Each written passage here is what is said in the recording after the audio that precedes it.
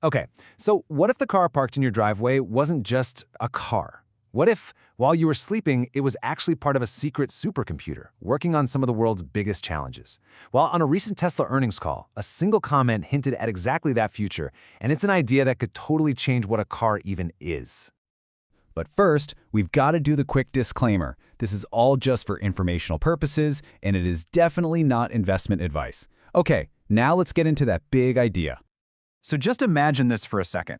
You've got this earnings call going on, all about finances, production numbers, you know the drill. And right in the middle of it, a concept gets floated that sounds like it was pulled straight out of science fiction. And the really wild part, it feels like it just flew completely under the radar. It's this massive, potentially world-changing idea, and it's just been hiding there in plain sight. It all kicks off with this simple, almost funny little phrase, the board car idea. And it makes you ask a really basic question. Most cars spend something like 95% of their lives just parked, doing nothing. But what if all that downtime could actually be put to good use? And here it is. This is the exact quote from Elon Musk that got this whole conversation started. He just threw it out there, this idea of using bored cars to create a giant distributed inference fleet. And he called it a pretty significant asset. But what on earth does that actually mean?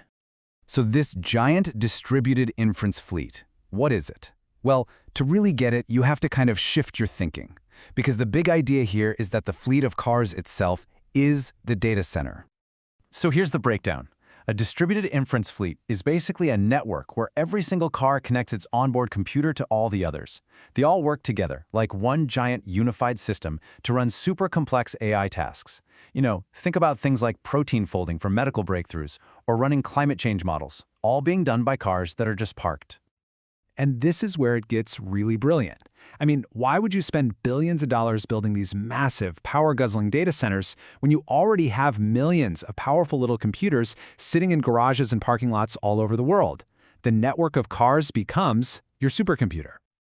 Okay, so that sounds pretty cool in theory, but to really understand the scale we're talking about, we have to look at the numbers. And trust me, the numbers are just staggering.